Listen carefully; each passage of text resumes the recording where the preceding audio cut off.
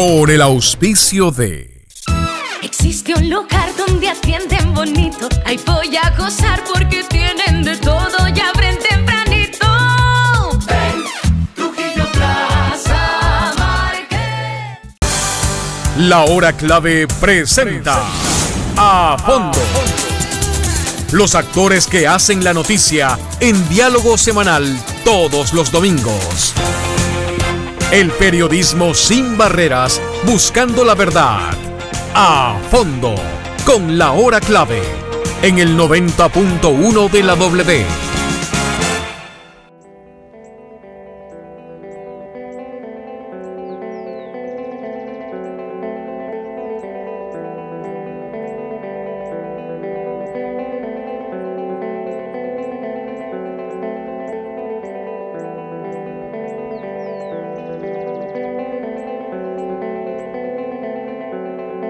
Bienvenidos amigas y amigos oyentes. A Fondo hoy les presentará un nuevo episodio titulado Violencia de Género.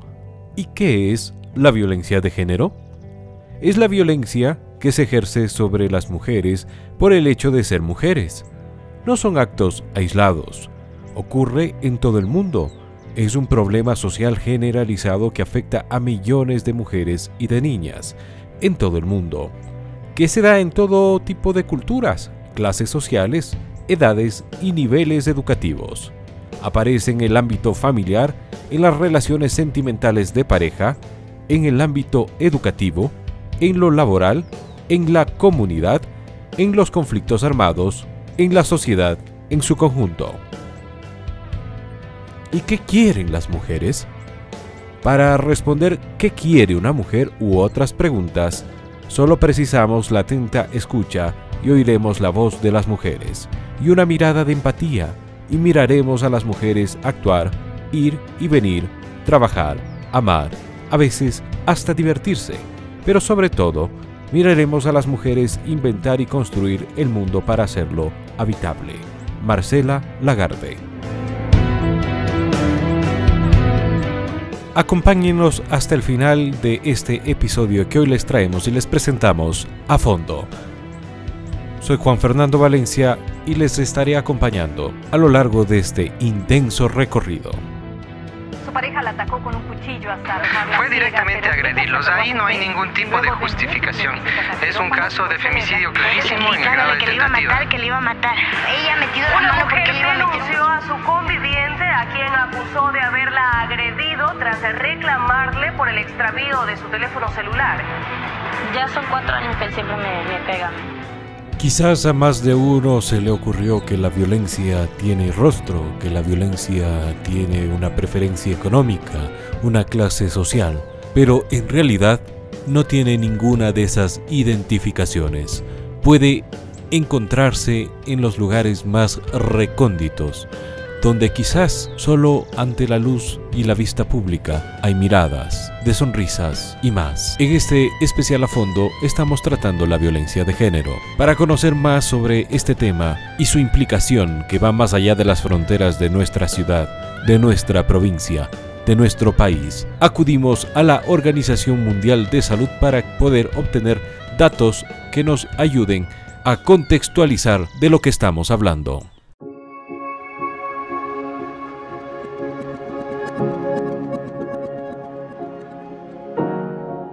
Una de cada 3 mujeres sufre de violencia de pareja.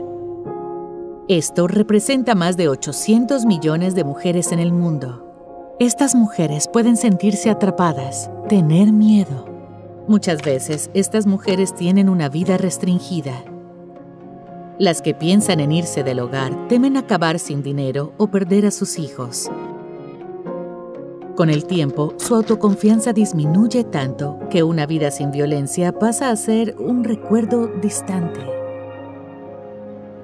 El maltrato puede causar lesiones y también problemas graves en su salud física y mental. En algunos casos, incluso la muerte.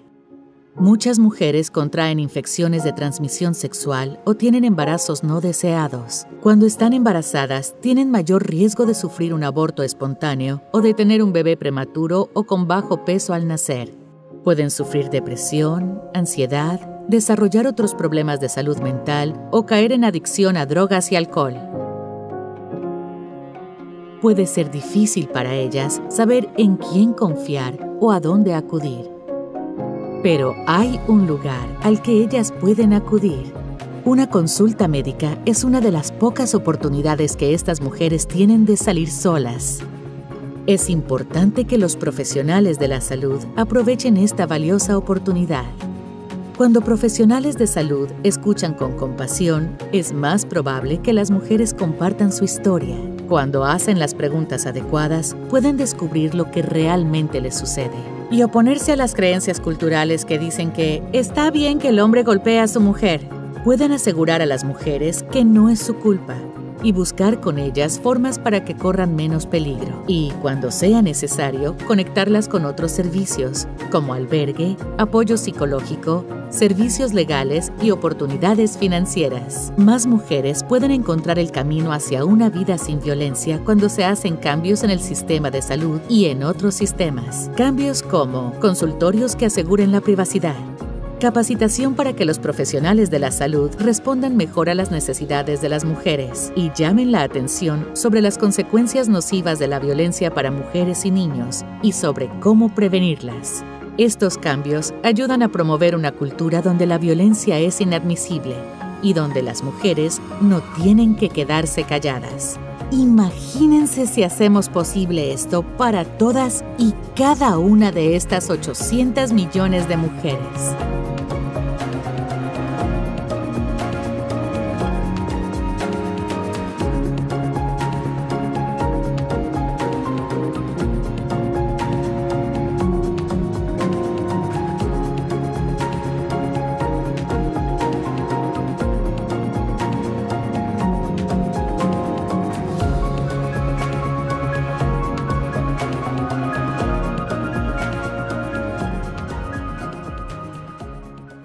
Escuchó bien, más de 800 millones de mujeres son víctimas de algún tipo de violencia de género. Para entender más de este tema, conversamos con una de ellas. Bueno, la historia es...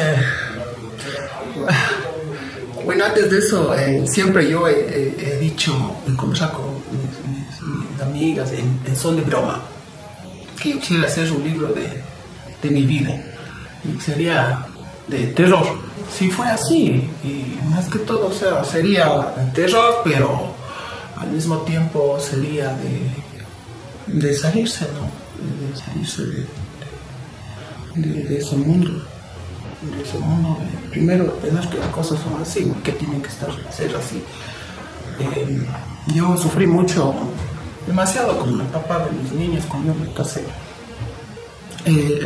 Yo, pese a tener un noviazgo de 3 años, realmente nunca supe con la persona que estaba, porque nosotros prácticamente nos veíamos entre semana y casi raro un viernes. ¿Por qué había sido eso? Porque él había salido a ir a tomar. Prácticamente él había sido una persona que tomaba el alcohol y se perdía.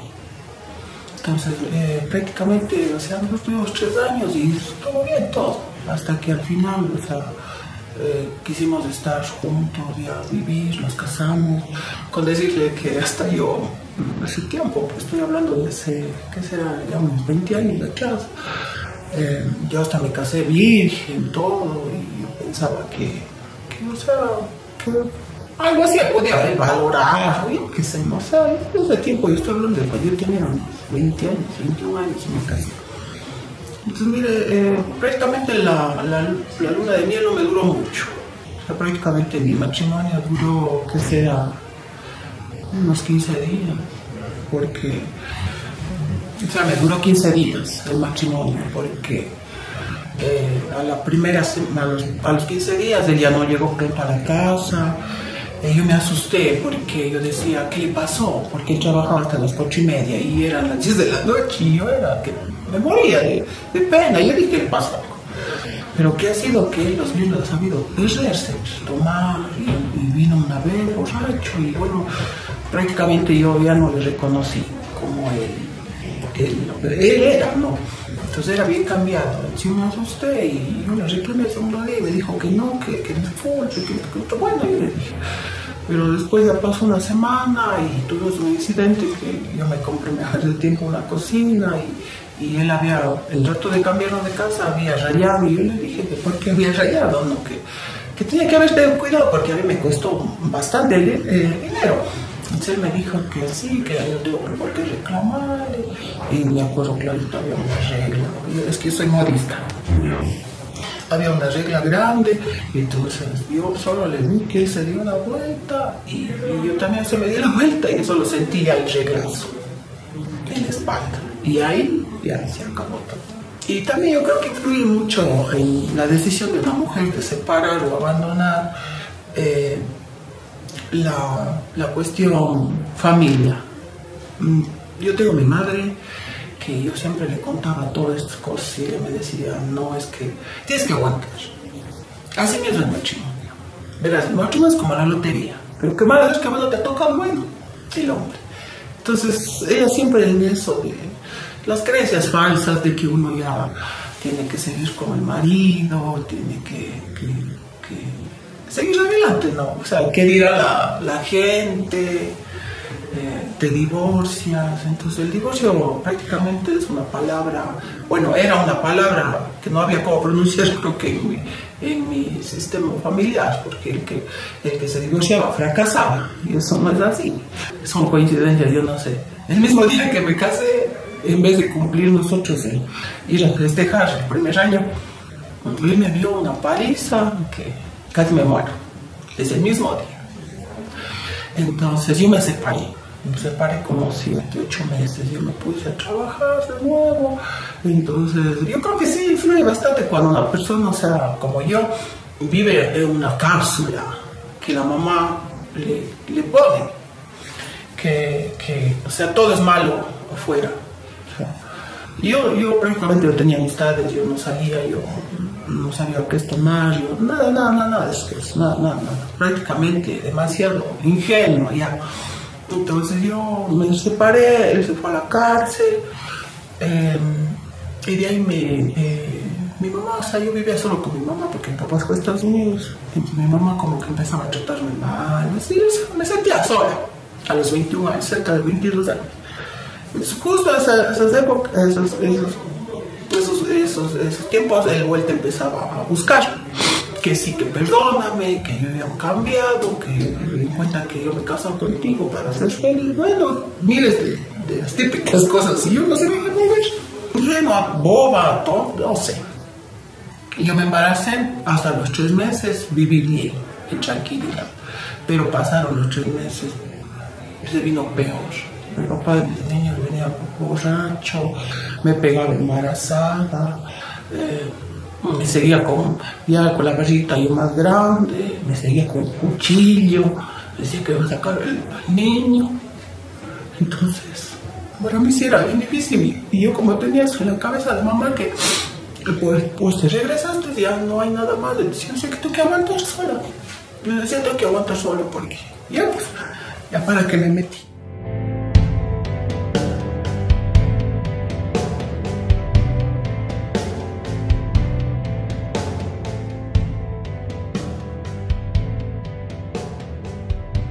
Creo, sin temor a equivocarme, que la mayoría de las relaciones no nacen enfermas. De hecho, si así fueran, probablemente sus víctimas, las mujeres, en su mayoría, tuvieran la oportunidad de ponerle un pare antes de que cada día más se agrave y ellas se compenetren.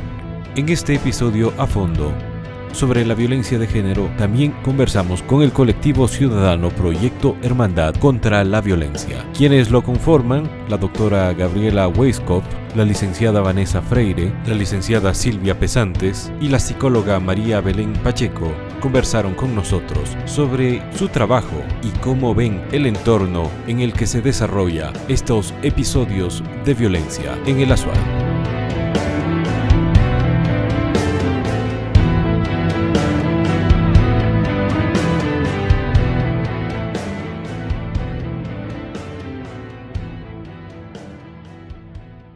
Muchas veces el tema de la violencia psicológica es la que lleva y la que conlleva más bien hacia la violencia física o hacia la violencia sexual. Entonces es importante saber que la violencia no son únicamente los golpes, sino que también vienen de las palabras, de las actitudes, el acoso que sufrimos en las calles, en el transporte público, incluso en las escuelas, en los trabajos, con los jefes. Proyecto Hermandad no trata únicamente a las víctimas de violencia que sean mujeres. Proyecto Hermandad está para brindarle un apoyo a las víctimas de violencia, indistintamente de su sexo, de su condición, de su religión, de su edad. No realmente nosotros no distinguimos ninguna de ese tipo de cosas para poder brindar el apoyo y la ayuda a las víctimas. Nosotros realmente manejamos algún tipo de cifras también en cuanto a las parroquias. Sabemos que incluso dentro de la provincia y dentro del cantón existen parroquias con un índice de violencia realmente bastante alto. Por ejemplo, la parroquia Hermano Miguel es una de las parroquias con más índices de violencia que tenemos. También estamos en Sayausí, también existe un gran índice de violencia física, también de violencia sexual. Vemos que se ha incrementado realmente en un 33% las estadísticas del año 2017 al 2018 y esa cifra va en aumento. Eso a nosotros realmente nos preocupa terriblemente, ver que no disminuye en ningún grado las cifras de violencia, sino que simplemente van aumentando. Un 33% de incremento anual nos parece que es una cifra desesperada, realmente como para poder intentar tomar cartas en el asunto desde donde podamos ayudar. Nosotros creemos realmente que esto nace desde la parte de la educación. Creemos que nosotros tenemos que educar para que la violencia no se genere o disminuya en algún grado. Pensamos que tendríamos que dar un aporte también preventivo. Por eso es nuestra intención incurrir realmente en el campo de la educación, con talleres, con charlas, para poder llegar realmente a los niños, jóvenes, adolescentes, con el fin de darles una campaña preventiva, que conozcan un poco de todas estas cosas, que si bien no son nuevas, recién están saliendo ahora a la luz. Estamos hablando no solo del famoso bullying, sino del grooming, del texting. El grooming es, ahora está muy de moda el grooming. El grooming es cuando a través de las redes sociales se contactan, en este caso con menores de edad o con personas, haciéndose pasar por otras personas y de esa manera conseguir, por ejemplo, violencia psicológica, violencia sexual, una serie de cosas que van eso. ¿Pero qué es? Es como un engaño a través de la red social. La red social no nos da a nosotros una idea real de qué es lo que está pasando. Se pueden hacer pasar por adolescentes, por personas de la misma edad, pero no sabemos quién hay atrás de eso. Entonces empiezan con una cadena de mensajes, de conseguir una amistad, de conseguir realmente un acercamiento, una confianza, y no se dan cuenta, en este caso los adolescentes, o los niños o los jóvenes, que están poniendo su integridad en riesgo. Bueno, yo creo que los casos que nos ha tocado vivir, generalmente todos son dramáticos, tienen una historia, un trasfondo bastante complejo y bueno, hay casos que se convierten emblemáticos por cierto tipo de detalles que se manejan en los casos, pero en sí creo que la violencia sexual es algo devastador para una persona, la violencia en general, y por esa razón considero que no hay un caso más dramático. Sí, a la final puede ser que el femicidio sea el último punto, ¿no?, de la violencia sexual, pero consideramos que cada historia tiene realmente un trasfondo bastante complejo. Yo pienso que es súper importante comprender que las mujeres no podemos salir con más violencia.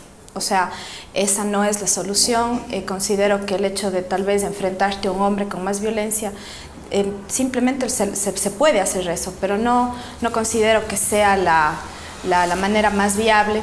Más bien pienso que las mujeres hemos hecho un papel muy importante en la sociedad al prepararnos día a día, al ejercer espacios en donde podemos manifestarnos, y para mí la cuestión no es ponerse vaselina y hacer que pase, sino es la educación. La educación desde los niños, desde las escuelas, en la misma casa, que nosotros como mujeres podamos ser un referente y un ejemplo de que no podemos quedarnos calladas ante comentarios machistas, sexistas, memes, y se dan en todos los estratos, igual comentarios o discriminación al mismo género masculino. Entonces, de una u otra forma, consideramos que la violencia tiene que ser parada desde tu metro cuadrado, o sea, desde el metro cuadrado en el que nos desenvolvemos, manifestarnos en contra de eso en los espacios en los que nos desarrollamos. Yo pienso que estamos en un proceso, estamos en un proceso, todavía pienso que falta mucho todavía. O sea, nosotros que podemos manejar y viralizar los casos, nos damos cuenta que en el caso de algún hecho en específico se viraliza rápidamente en redes sociales, pero la sociedad lo comparte, pero sin embargo no quiere decir que sea una conciencia completa o absoluta. Entonces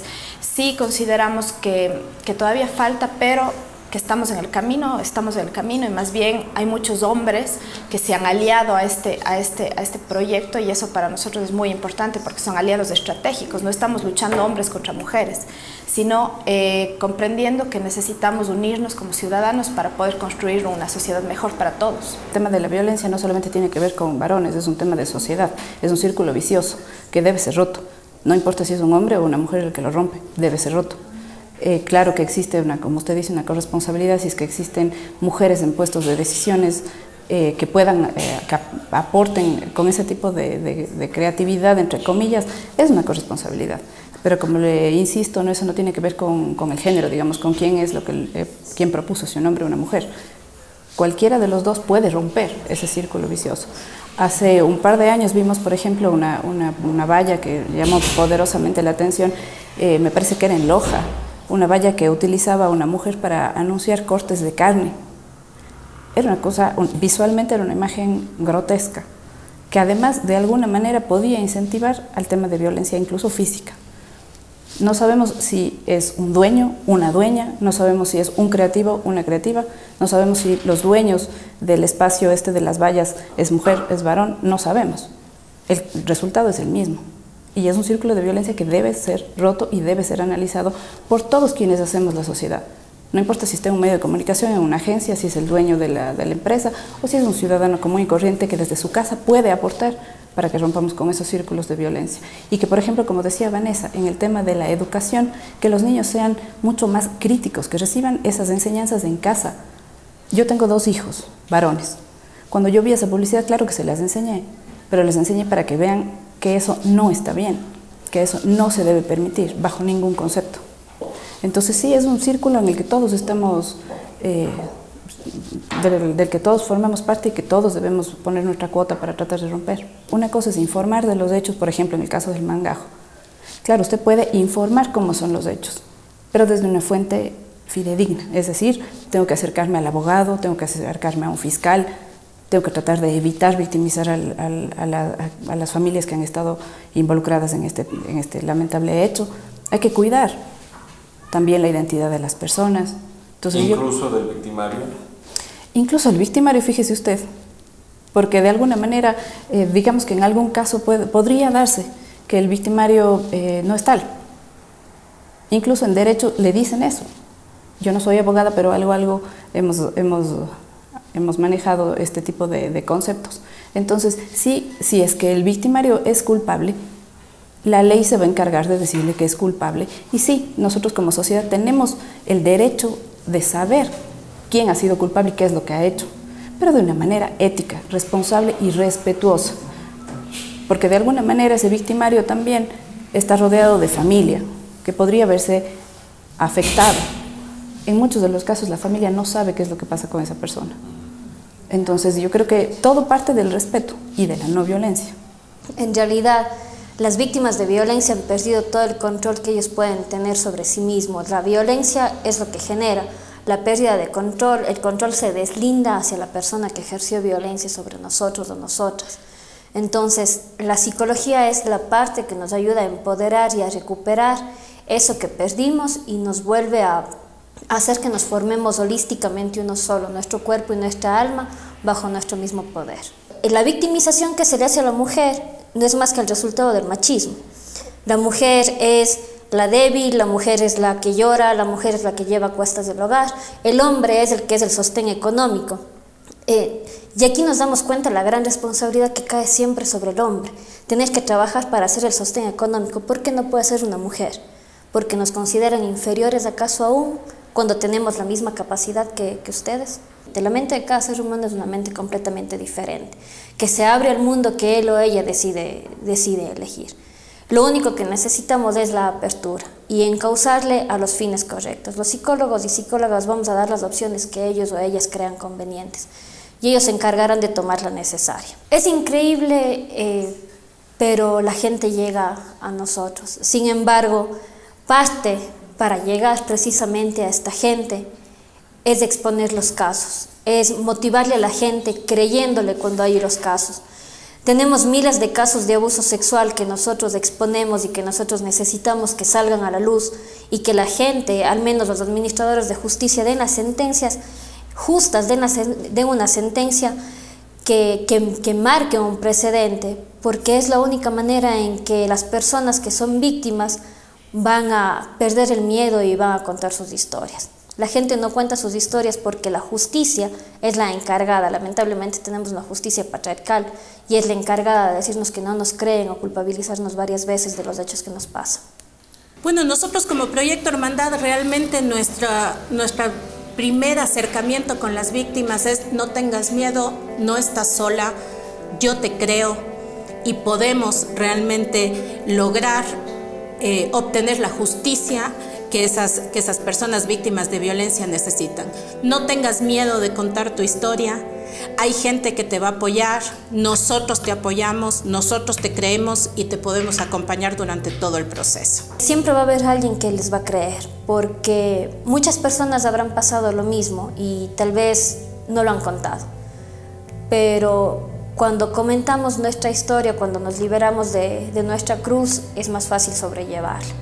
Y si ellos o ellas necesitan, Proyecto Hermandad va a estar siempre para apoyar en todo el proceso.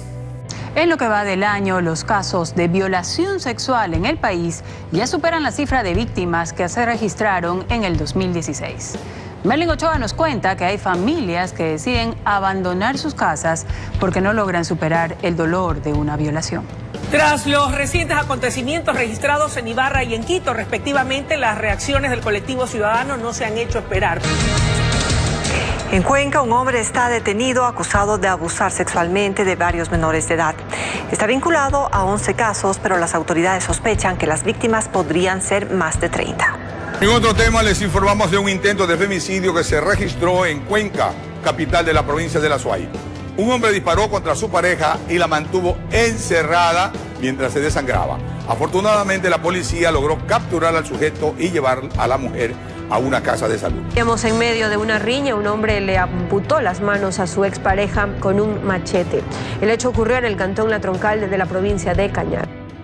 Educación, responsabilidad, coraje, son algunos de los términos que hemos escuchado de manera reiterativa hasta aquí. Pero, ¿qué sucede cuando la víctima acude en búsqueda de ayuda y aparentemente no la recibe? Te lo contamos a continuación. Este es el caso de María. El 15 de marzo sucedió que le han violado a mi hija, pues, y ella llegó llorando aquí. Y yo llamé al hermano que nos lleve y llamé a la doctora de la defensa del niño que hay en el centro de salud de Baños. Le llamé que a dónde puedo irme, qué puedo hacer. Entonces ella dijo que nos vayamos a la fiscalía, pidamos una orden y le llevemos al hospital. Y le llevamos al hospital. En el hospital Vicente Corral Moscoso. Entonces llegamos ahí, le internaron, digamos, y le hicieron los exámenes. El doctor supo decir que es verdad, la violación. ¿Le dio algún certificado, algún papel? Nada no me ha dado, pues eso únicamente dijo que si es verdad.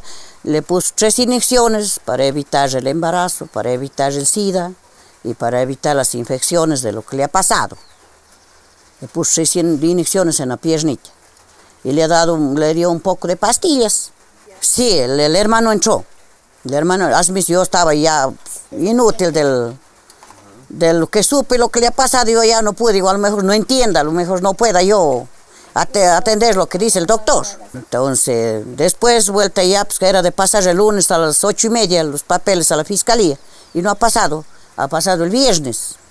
El doctor, el médico. Sí, el médico a la fiscalía. Entonces yo le supe llamar a la fiscal, y me dice que ha salido negativo, que nada no hay. El doctor le ha visto todo, le ha tomado las fotos, todo del estropeado que ha estado, los brazos, todo hecho negro. Todo le ha tomado las fotos. Y después no sale nada. No sé cómo. ¿Qué hicieron? Vinieron los profesores aquí a decir que es mentirosa, que ella es discapacitada, ella no sabe qué dice, que quieren conversar con ella. Entonces ya no pudieron, ella ya no les di oídos yo a los profesores, porque yo ya sé lo que es la rectora. Ella ya no es una sola vez que a ella le pasó eso, y es la segunda vez.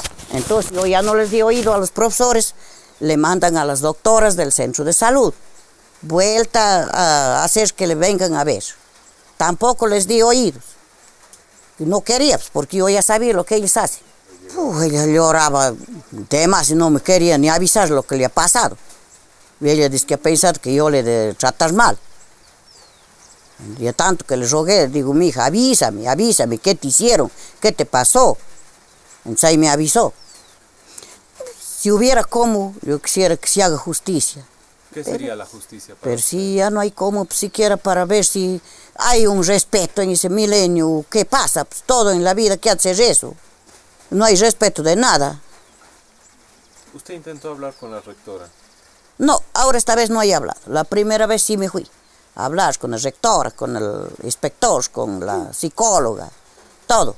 Pero todo me salió mal, pues. ¿Por qué? Porque no hicieron nada. Dijeron que Jesús que ya está. Me mandaron ver al centro de salud, me mandaron a la fiscalía esa misma que fuimos ahora, me mandaron al centro forense a que haga el examen. Del centro forense vuelta al centro de salud, del centro de salud vuelta me mandaron a la fiscalía de la adolescencia, de la fiscalía de la adolescencia me mandaron a la fiscalía grande. Entonces fui a la fiscalía grande, era la cita un día a las 8 de la mañana, yo ya llegué antes de las 8, y había estado con alguien, el psicólogo, que quería atendernos a nosotros. Bueno, dijo que espere que salga esa señora y enseguida me entro yo con ella. Entonces, ya la señora creo que estaba saliendo, entonces le llamaron al teléfono a la señora que hace pasar, y llegó otra señora, ese ratito. Entonces dijo que ella es de Paute, o de Gualaceo, de por ahí, que ella primero tiene que pasar, usted espere o vuelva. Vea. Pensé que usted estaba antes. Y yo estuve antes, un media hora antes yo estuve ya esperando ahí. Y eso me hicieron. Y yo también ya no volví más. Yo también no tengo plata para estar andando gastando. Yo también por aquí, los vecinos me hacen la caridad para yo poder andar. Yo también ya soy una mujer enferma, no puedo ni trabajar. Ella lo mismo. Aquí vendimos solo un poquito de alguna cosita haciendo así los domingos con ese sitio. ¿Vende comida? Sí, empanaditas hago yo para vender. Ya. El miércoles me voy a traer pescadito, lavo y vendo. Con ese sitio me defiendo. Ya. No tengo más de qué. ¿Cree que su situación económica ha influido que quizás no haya sido atendida y escuchada sobre el caso de su hija? Es que sí, pues. Y si yo quisiera que alguien me ayude o me dé algún consejo, ¿qué puedo hacer? Recordarán que había dicho, la violencia no hace distinción. Este caso y quienes en él son las víctimas sobreviven y sobrellevan una supuesta tragedia de la cual sería la segunda ocasión en la cual se ven inmersas. Además, ustedes, según escucharon, este caso habría sido descartado por la fiscal por supuestos exámenes médicos. Estos exámenes médicos habrían sido negativos. Cabe entonces preguntarse por qué recibió inyecciones, la pastilla del día después y medicamentos que debe tomar 2 veces al día y son lopinavir, ritonavir y lamivudina, sidovudina. Según los expertos médicos consultados, los mismos serían para pacientes VIH positivos. ¿No coincide entonces la respuesta de la fiscal con el tratamiento médico? Hemos puesto a órdenes de las autoridades competentes los detalles de este caso con la finalidad que se investigue, pues aquí la única aspiración es la justicia. Ustedes escuchan y nos acompañan a fondo. Violencia de género. Se concentraron en los bajos de la gobernación de la Azuay. Llegaron con pancartas y consignas a rechazar la violencia de género y sobre todo lo ocurrido en Ibarra con Diana y en Quito con Marta. El día de hoy estamos en este plantón porque no queremos más violencia contra las mujeres, ni una menos, vivas nos queremos. Un número importante de mujeres, de colectivos, de grupos y otras organizaciones estuvieron presentes en el plantón. El pedido generalizado, parar el maltrato, los femicidios y las agresiones. Cuenca siempre ha sido una referente de lucha, un referente de que las mujeres podamos unirnos en estas causas, no solo en estas, en todas las causas que sean para reivindicar nuestros derechos. Cuenca no puede ser la excepción frente a los casos de violencia que se están dando en el país, casos que cada vez están siendo más complejos y más fuertes. Ante lo acontecido se solicita respuestas inmediatas del gobierno. En todo caso, la resistencia seguirá en las calles, se dijo por acá. Estamos cansadas de que las autoridades se saquen la vuelta y en vez de tomar acciones para prevenir la violencia de género, pongan discursos xenofóbicos y discursos de odio en la palestra pública. Nosotras no queremos más discursos de odio, queremos que se legisle para garantizar la vida en dignidad de las mujeres y niñas de este país. Después de escuchar a las víctimas de esos comentarios que sin duda, en la mayoría de conversaciones, están presentes y hacen referencia a la falta de fe en la justicia en sí misma, decidí acudir y buscar respuestas al complejo del Consejo de la Judicatura. Ahí se me atendió y explicó lo que se hace a favor de ayudar a quienes son víctimas de violencia de género. Para ello sus voceras fueron la doctora Catalina Mendoza, directora provincial del Consejo de la Judicatura, y la abogada Dalila Cárdenas. Bueno, el Consejo de la Judicatura a nivel nacional tiene definida como política pública precisamente la atención prioritaria y preferente a las mujeres que son víctimas de violencia de género. Es importante indicar que a nivel nacional se vive una emergencia nacional y el Consejo de la Judicatura no podía sino tomar la batuta en cuanto a definir dicha política pública. Eso ha significado en el Azuay que la Unidad Judicial de Violencia contra la Mujer, en el caso de Cuenca, tenga un proceso de fortalecimiento que ha determinado que en este momento existan 7 jueces y juezas que están brindando un servicio de carácter especializado en la Unidad Judicial de Violencia contra la Mujer.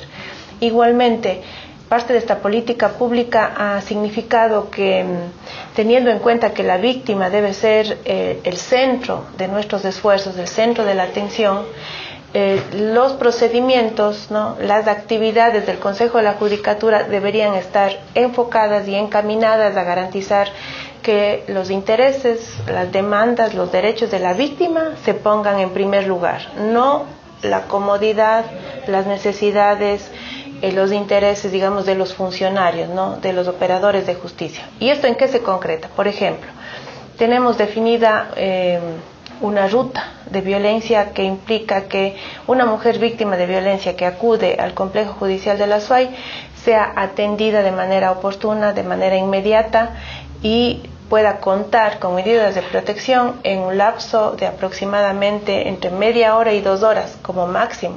A nivel nacional se ha definido que la dotación, ¿no?, la asignación, el otorgamiento de medidas de protección tenga que tener un tiempo máximo, ¿no?, para que seamos los equipos técnicos, para que sean los operadores de justicia los que se muevan para garantizar el otorgamiento de medidas de protección. Aquí en la función judicial aplicamos las que son contempladas en el 558 del Código Penal, Entre ellas están la boleta de auxilio, la prohibición de acercarse, la prohibición de realizar actos de intimidación o persecución a la víctima, o ya sea el mismo agresor o a través de terceras personas, la orden de salida del agresor de la vivienda, otra que es la salida del agresor de la vivienda con el reintegro de la víctima, una pensión de subsistencia. Estas son algunas de las medidas de protección que contempla la norma y son realmente las 6 más o 7 más aplicables dentro de lo que se considera violencia intrafamiliar. Las medidas de protección lo que hacen es ¿no es cierto? Por ejemplo, en una prohibición de acercarse se le notifica al agresor y se le indica que si en el caso de que él incumpliera dicha medida de protección, no necesariamente de una nueva agresión, sino el simple hecho de incumplir, al ser una orden judicial, estaría incurriendo en un nuevo delito ya más grave que la contravención, que sería el incumplimiento de orden legítima de autoridad competente, que es un delito que ya tiene una pena privativa de libertad mayor, que inclusive puede ser de 1 a 3 años. En lo referente a la notificación, dentro del edificio del complejo judicial está funcionando la DEVIP, que es el Departamento Especializado en Violencia Intrafamiliar de la Policía Nacional. Entonces, más o menos a las 2 horas de iniciado el procedimiento, cuando ya se le conceden las medidas de protección, de manera inmediata dentro de la ruta interna de la unidad judicial, el mismo ayudante judicial le acompaña a la víctima hasta la DEVIP, que funciona en el mismo espacio, y proceden a notificar. Entonces, en el sentido de las notificaciones o de las citaciones al, digamos, denunciado con las medidas de protección, funciona bastante bien la coordinación porque la DEVIP funciona en el mismo espacio de la unidad de violencia intrafamiliar. Sin embargo, conocemos que hay agresores que hacen caso omiso de dichas medidas de protección y existe un número altísimo de reincidencias. Por eso hay femicidios, inclusive con boletas de auxilio, y también hay un altísimo número de delitos de incumplimiento de orden legítima de autoridad competente, que en este caso están tramitando ya en la unidad penal. La justicia no es el único mecanismo para prevenir y para sancionar la violencia de género contra las mujeres. Es importante indicar que para garantizar una adecuada protección deberíamos pensar en todos los entornos de los cuales es parte la víctima. Una víctima que tiene un entorno familiar debilitado, cuyos nexos, cuyos vínculos están debilitados, su protección va a ser menos importante, su protección va a ser casi inexistente, ¿no? O una víctima de violencia que en su comunidad incluso recibe amenazas, que además es culpabilizada de la violencia, que es estigmatizada por haber acudido a la justicia, es una comunidad que no está garantizando esos vínculos y esa protección que requiere una víctima de violencia. Entonces, es importante señalar que también el entorno familiar, el entorno comunitario juega un rol fundamental en los mecanismos de protección. Una víctima que no tiene mecanismos o redes de apoyo familiares y comunitarias para hacerlas efectivas cuando siente que su vida corre peligro, cuando su vida está amenazada, se verá mucho más expuesta a ser víctima, por ejemplo, ya de un femicidio. Me parecería que es importante agregar que la justicia juega un rol fundamental, pero también junto a otros entornos que deberían ser entornos de garantía y de protección. Nuestras sociedades han sido estructuradas a partir de la violencia. Cuando las mujeres deciden romper, por ejemplo, con aquellos roles tradicionalmente otorgados hacia ellas, o cuando deciden ocupar espacios tradicionalmente de los que han sido expulsadas o excluidas, cuando deciden romper ese deber ser de las mujeres, es cuando reciben violencia de género, ¿no? Una mujer que está siendo víctima de violencia física, violencia psicológica o violencia sexual puede acudir a la Administración de Justicia para activar el mecanismo estatal establecido para su protección. Ninguna otra persona que no sea el juez o la jueza de turno podrá decirle a una víctima que aquí no debe recibir la protección que merece. Toda víctima que acuda al complejo judicial tendrá la protección debida en el marco de lo que determina la ley. Violencia física es a toda aquella que deje lesión, incapacidad o enfermedad para laborar. Inclusive antes solo se consideraba la incapacidad laboral, ahora también enfermedad, puede ser un moretón, un rasguño, enrojecimiento que sea provocado por violencia física dentro de lo que se considera violencia intrafamiliar. La violencia psicológica es cuando la violencia ha sido tan grave, la violencia psicológica verbal ha sido tan grave que ha dejado un daño psicológico, un trastorno psicológico en la víctima. También hay la violencia verbal. Violencia verbal como por ejemplo aquellas agresiones o verbales, insultos, ofensas que no sean injuria calumniosa grave, o puede ser también o un bofetón, un empellón que no me deje una lesión física. Todas esas son contravenciones de violencia intrafamiliar y estas son perfectamente denunciables en la Unidad Judicial de Violencia contra la Mujer y miembros del núcleo familiar. Lo que se considera violencia sexual dentro de la norma penal es, por ejemplo, estaría dentro de un abuso sexual, estaría la violación, estaría una tentativa de violación.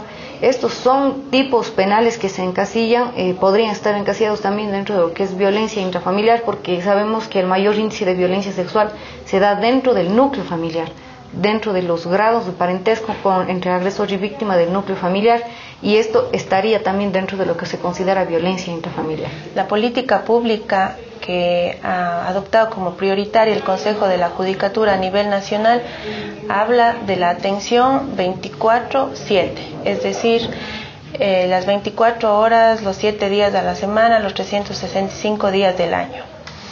Es importante esto decirlo porque tradicionalmente las instituciones han funcionado básicamente dentro de las 8 horas del horario normal de actividades. No obstante, para garantizar una adecuada atención a una víctima de violencia, además garantizar su seguridad, para garantizar su propia vida, es necesario que se actúe en turnos. Entonces, la Unidad Judicial de Violencia está organizada de tal manera que existen jueces y juezas que realizan turnos para que este horario 24/7 pueda ser efectivo. Por eso es que también indicamos a la ciudadanía que en caso de que haya acudido al complejo judicial de la SUAY y no haya recibido atención, o haya sido llamada al día siguiente o a la siguiente semana, o haya recibido negativa omisión de nuestra parte, se nos comunique a la Dirección Provincial del Consejo de la Judicatura, porque recuerde usted que la omisión estatal en la garantía de la protección de la vida de una víctima de violencia, y si esto implica en algún momento que la vida de una mujer corra riesgo o sea víctima de femicidio, eso estaríamos hablando en términos generales y teóricos de un feminicidio. Es decir, cuando el Estado no hizo lo suficiente para garantizar la protección de una víctima de violencia. ¿Y quién es la persona o la autoridad que tiene que identificar el riesgo en el que se encuentra una víctima? Únicamente el juez o la jueza que tramite el caso. Ninguna otra persona puede definir si es que la víctima deba regresar al día siguiente, deba volver la siguiente semana o no deba tener la atención oportuna en el momento que requiera. Entonces, la política pública es 24/7.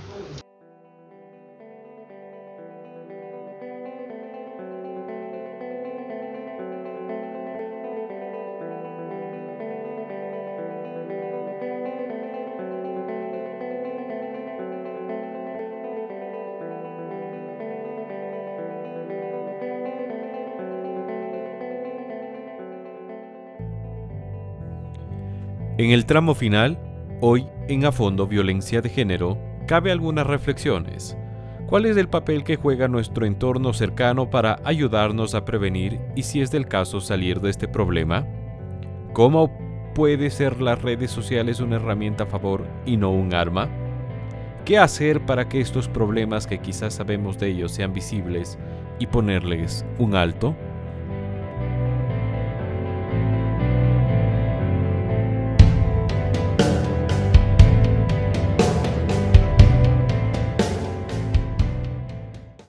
Yo diría, lo primero, la sociedad concretada en la comunidad, en el barrio, en la calle, en el vecindario, en la casa, en la familia, tiene primero que creer en la víctima de violencia. Históricamente, cada vez que una víctima de violencia ha roto el silencio y ha denunciado violencia de género, ha sido más bien revictimizada. ha sido puesta nuevamente en el lugar de tener que demostrar que ella no hizo nada para provocar la violencia. Entonces yo diría que un elemento fundamental de los espacios cotidianos, comunitarios, familiares, tiene que ser creer en la víctima. Una vez que una mujer decide romper el silencio, que para ello debió pasar un proceso muy fuerte de tener que denunciar a su propio familiar, a su propio compañero de vida, debe ser un proceso sumamente fuerte. El momento que lo hace, se debe creer en la palabra de la víctima. Con ese proceso, luego vendría todo el mecanismo estatal que debe ponerse en marcha para brindarle la protección adecuada. Segundo, nuestros entornos tienen que ponerle fin a la revictimización.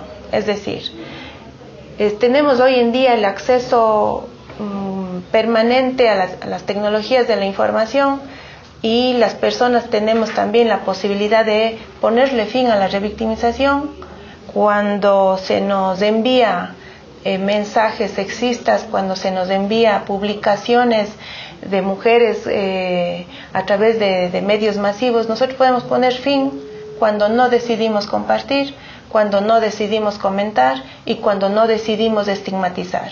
También le compete a la sociedad, a la familia, a la comunidad, un rol fundamental en dejar de utilizar la violencia de género en contra de las mujeres como un nuevo mecanismo de revictimización. Y tal vez de mi parte un tercer elemento, cuando le ponemos a la violencia de género como parte central de la política pública, todos somos corresponsables. Es decir, está la institución estatal como responsable fundamental, pero también está la familia, es decir, también los padres, las madres de esas adolescentes que están siendo víctimas de violencia sexual en los establecimientos educativos o en su propio entorno familiar tienen la obligación de proteger. La familia es el primer espacio de protección, la familia es el primer espacio de generar esos vínculos, esas redes de apoyo. Cuando no existe esa familia, está esa víctima mayor expuesta a nuevas formas de victimización. Entonces, familia, comunidad, la persona de a pie, el compañero de trabajo, etcétera, todos somos corresponsables junto al Estado de brindar apoyo y protección a esa víctima de violencia. Creo que a lo ya dicho por la doctora Juanita Catalina Mendoza, creo que es muy importante dejar de culpabilizar a la víctima, dejar de poner crimen pasional cuando son femicidios, ponerlos con su nombre y apellido. A los femicidios se llaman así, femicidios, no crímenes pasionales. No le mató por celos, le mató por el sistema patriarcal y machista, y la víctima no es la culpable de la agresión a la que vive. Hacer un llamado a la sociedad, a la comunidad, al Estado, de dejar de criticar y culpabilizar a las víctimas, de dejar de decir salió vestida de tal o cual manera en una violación, por qué salió a la ribera del río a las 10 de la noche a trotar cuando es peligroso. Siempre echamos en esta sociedad la culpa a la víctima y termina siendo criticada y juzgada. Y eso sí sería un llamado muy importante, porque muchas veces para yo romper el silencio y hablar, tengo que ponerme a pensar en todo el prejuicio social que existe aún en relación a las víctimas de violencia de género. Me parece a mí que las redes sociales juegan un rol fundamental para proteger o para desproteger a una víctima de violencia. Hoy en día las redes sociales son parte de la identidad de los seres humanos. Hoy en día los jóvenes, las jóvenes utilizan las redes sociales como parte fundamental de su vida y de su forma de relacionarse social, familiarmente, comunitariamente. Por lo tanto, como decía hace un momento, las redes sociales pueden jugar un rol fundamental para solidarizarse con una víctima de violencia, para generar mecanismos de soporte, apoyo y protección, o lo contrario. Creo que la ciudadanía, la sociedad, la familia, los jóvenes, las comunidades, los grupos de pares tienen que optar porque las redes sociales se conviertan en mecanismos de solidaridad, de apoyo. Se están convirtiendo también en mecanismos para revictimizar, para volver a violentar la intimidad, la dignidad, la integridad de una víctima de violencia. Me parece que en ese momento ya juega un papel importante el ciudadano y la ciudadana, cómo usa las redes sociales para proteger o cómo usa las redes sociales para violentar. En el caso de la Administración de Justicia, me parece a mí que tenemos diversos mecanismos para enfrentar el escrutinio ciudadano. Es decir, yo no le siento que las redes sociales puedan poner en entredicho o afectar de alguna manera el funcionamiento de la Administración de Justicia, porque el Estado tiene que cumplir un rol que está absolutamente determinado. Pero sí creo que en el ámbito social y comunitario los ciudadanos podemos decir cómo pueden ser utilizadas las redes sociales, y creo que han sido utilizadas en los dos mecanismos. Me voy a referir al de la solidaridad, también nos sirven para solidarizarnos, para mantener apoyo, soporte y protección. Ojalá ese uso de las redes sociales sea cada vez más puesto en práctica por nosotros. Cada vez que tengamos alguna imagen que no ha sido consentida su divulgación, no tengo por qué compartirla. Una palabra de aliento, de soporte, de apoyo y protección puede ser mejor y puede tener efectivos impactos. Yo creo que por ese lado tiene que ser la ciudadanía mucho más consciente de su rol en la protección de las víctimas de violencia y en la generación de una cultura de paz y una cultura de solidaridad. Si a una víctima comunitario socialmente se empieza a ser juzgada, culpabilizada por algo que ella efectivamente no hizo, como es ser culpable de la agresión a la que vivió. Es similar a que a una víctima de robo le culpabilicen por haber sido robada. Sin embargo, esto llega a naturalizarse de tal manera que nos parece normal leer esposa infiel ha muerto, por ejemplo, su marido la mató por infiel. Ese tipo de titulares lo que hacen es naturalizar la violencia y hasta justificar en cierto sentido al agresor o a femicida. Entonces, ese tipo de cosas hay que ir cambiando, porque lo que hacen es reforzar el sistema estructural machista que origina la violencia. Más o menos con el mismo mensaje, muchas de las víctimas que conversaron con nosotros y que no quisieron que se les grabe, que simplemente quisieron que les escuchemos, quisieron contar su historia, quisieron dejar saber lo que ellas vivían, llegaron al mismo punto del que en este caso la víctima que sí permitió que se le grabe nos dijo sobre cuál sería la reflexión que compartiría con otras víctimas. Que no sean cobardes, que la persona que realmente quiere y quiere el bienestar jamás les va a alzar la mano, jamás. Yo creo que cuando una persona ama de verdad, quiere el bien de la otra persona, yo creo que quiere ver feliz, contenta o contento, y que no importa lo que diga la gente, porque al final uno no vive en los demás. Y yo creo que en este tiempo ya ha cambiado un poco ya. Yo creo que ya no hay lugares tan así como en mi tiempo, que nos aguantamos tantas cosas. Y que sí se puede salir adelante, sí se puede. Y es preferible estar contenta con uno y vivir tranquila. Yo creo que la tranquilidad no tiene precio. Porque yo digo, uno puede tal vez tener lujos como que bienes materiales, una casa, un carro, pero si uno es una persona infeliz, yo creo que no le sirve de nada. Creo que la felicidad sí no tiene, y la tranquilidad no tiene precio. Entonces yo podría decirles que por más hijos que tenga, uno sí puede salir adelante solo. Sí. Gracias y hasta el próximo episodio de A Fondo. Les acompañó Juan Fernando Valencia. Hasta la próxima. W Radio presentó A Fondo. Los actores que hacen la noticia en diálogo semanal. El periodismo sin barreras, buscando la verdad. A Fondo, en la hora clave, 90.1 de la W. Todos los domingos, con el auspicio de... Existe un lugar donde atienden bonito.